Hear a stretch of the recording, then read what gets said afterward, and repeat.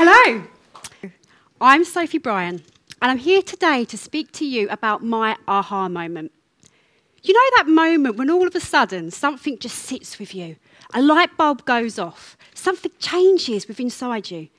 Maybe you see the world differently, but for me, my aha moment changed my life, changed my profession, and changed the way I parent. So let me take you back 5 years ago. I was looking for a nursery place for my daughter. I'd been to all these other nurseries, but for some reason, something wasn't quite right about them. And I can't tell you why. I don't know what I was looking for. Until the day I stepped inside a Montessori school. I stepped inside that school and I saw 3-year-olds on toothbrush duty. Now, I don't know about you, but I've never seen a 3-year-old excited about brushing their teeth. So that made me think there was something magic here. But I saw children playing with their natural environment. They were playing with cotton wool, tweezers, magnets. This wasn't the normal chaos of noisy, flashing lights that you would normally find in a normal education setting for children that young. This made me so curious. I had to find out more about what this Montessori environment was all about. So I'm a workplace culture consultant. I've been HR for 16 years. And I've been on a campaign, I guess, for the whole of my career to try and find what really makes people happy, productive and engaged at work. And I couldn't help, in my commute, studying this magical Montessori and then walking into the work environment feeling so devoid of all that energy that I had seen in that environment. And that was when my aha moment happened. That was my Montessori moment. That was when I wanted to ask the question, could the Montessori environment make a better workplace? So you've probably all been asked the question, if you could meet anybody alive or dead today, who would it be? Well, for me, it would be Maria Montessori.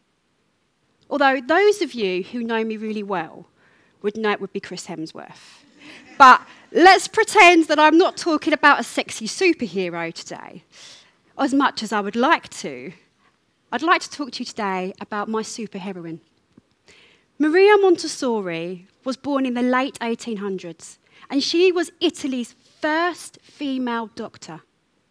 Now, if you can imagine, late 1800s, first female doctor, the adversity that lady must have experienced. And she did.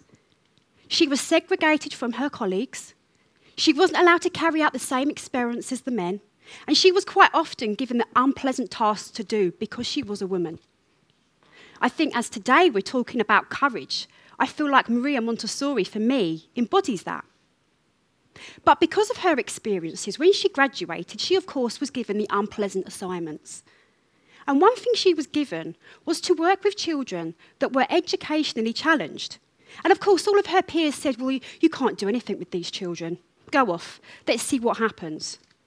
But Maria watched these children in this environment.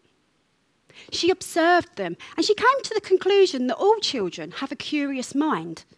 They have an absorbent mind. So she created activities that played to that.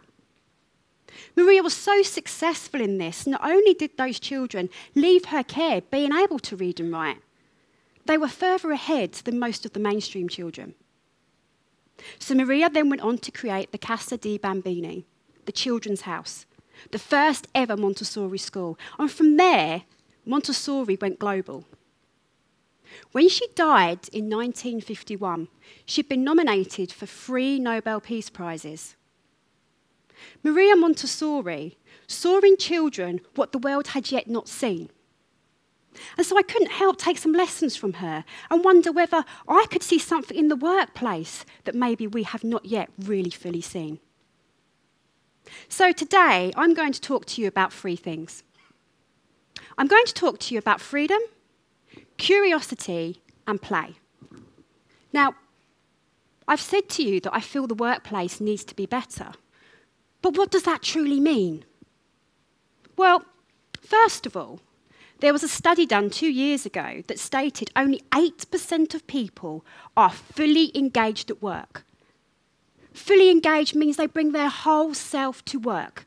They play to their full potential and they want to get up and go to work in the morning.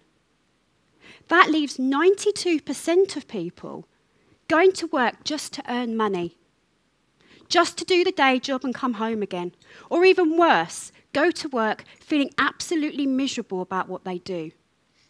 This, to me, makes me feel like we have a real productivity and engagement crisis on our hands. We have a happiness at work crisis. This crisis costs the UK £26 billion in lost productivity every year. So, I'm going to share with you today how I think we could make some improvements to that. Let me start first with freedom. In a Montessori environment, children have the freedom of movement and the freedom of choice. This means that when they walk into school, they can choose what activity they want to work on, whatever's piquing their interest at the time, or maybe even what they're really good at. They can learn through playing to their interests and playing to their strengths. Yet if we take that and we put that in the work environment, how often are we told to make our weaknesses better? We're told to go away and do a training course to get better at the very things we really aren't that good at. The Corporate Leadership Council states that when you play to your strengths, you increase performance by 36%. Yet, when you play to your weaknesses, that decreases by 27%. And what would it mean for you to be able to play to your strengths in the workplace, to play to your interests? Could that make you more happier, more productive, more motivated? It would certainly make me feel that way. My second point is around curiosity. And to me, curiosity is about questioning things. And the key thing about a Montessori environment is that the teachers are known as guides and as coaches. And they're known as this for a really good reason, because they take time to observe the children. They ask questions and they're curious about the way these children are learning. And it's because of that environment there's absolutely no need for tests or homework. Yes. That curiosity means the children feel like they're listened to. They're understood, and their learning journey is plotted so carefully from that care and attention by their guide and by their coach. Let me take this curiosity in the workplace. How often are you really asked a deep and meaningful question about you in the workplace? How you feel about working there? What does it mean for you to work for the organisations that you work for? Quite often, organisations lack the courage to ask that question because they're frightened of what they might hear. Another aspect of curiosity is in the workplace, quite often, when we're faced with a problem, we automatically jump to a solution. But what would happen if you took the time to be more curious about the problem, to really truly understand what the answer is? So I'm an action learning set coach, and I've spent a lot of time working with different organisations to help them problem solve. And what you do in an action learning session is you take someone's real, relevant and urgent problem, and you get a cross-section of people from around the organisation who maybe have nothing to do with that problem. And you sit for 2 hours and you question, and that is all you do. You question, you question, you question. You have that deep curiosity to understand what is really happening in that problem and how do you get to the solution. There are two fundamental things that I have found when that happens. One, the problem that was presented is very rarely the problem that actually gets solved, because you've dug deep into the problem to understand where it's come from. Secondly, when it comes to the solutions, 80% of the time, the solutions that are presented are not those that the problem presenter would have come up with on their own. So curiosity in the work environment doesn't just create a sense of problem solving and coming up with really good answers. It creates connection, collaboration, innovation and creativity. So what questions could we be asking in the workplace? And of those of you that run businesses and people that you employ, what questions could you be asking of them? And could you take a pause and step back a moment before you jump into solving a problem? My third and final point for you today is around play. If we go back to the Montessori environment, the environment is fully equipped for play to happen. They've already got freedom.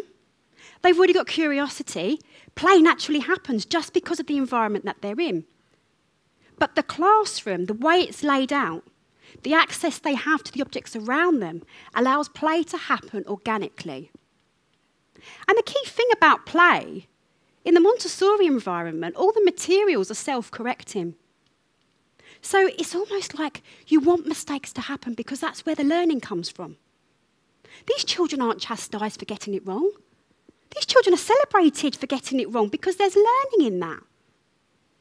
We take that to the work environment, and when we have problems and something goes wrong, and there's been a mistake, we look for a scapegoat and we look for someone to blame.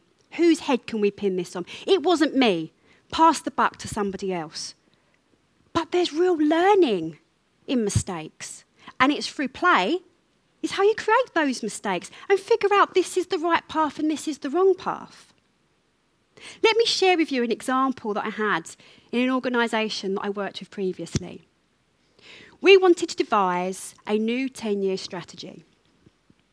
It would have been quite easy for us all to sit in the boardroom and decide the direction of the business.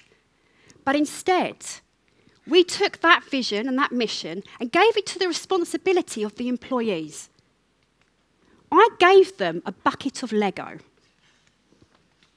I gave them the opportunity, the freedom and the curiosity to work in their teams to create a Lego village that represented what the business should be doing in 10 years' time, what it meant for them to work in this organisation, and what they felt the customers wanted to see from us. When I went back to the senior management team and I said, do you think we would have come up with this on our own? You can imagine what they said.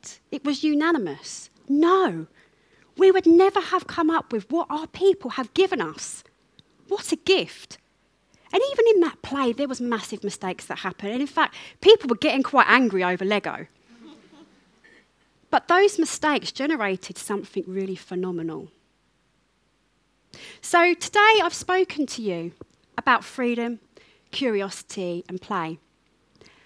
I've spoken about it in a work context, but I really feel like those three things play a part in everyday life. So even if you're not in the workplace, what could that freedom mean for you? What could play into your strengths mean for you? And how does that feel to do that? What could asking more questions mean for you? I know for me as a parent, the more I question my daughter, the more I understand. The more I get her and the more connection I make. Questions are so important in every facet of life. What could you do today to be more playful? And what things might you realise about yourself, about the people around you, if you played together, you innovated together, you were more curious and creative together? So, yes, I do believe that a little bit of Montessori in the workplace could make the workplace happier, more engaging and more productive.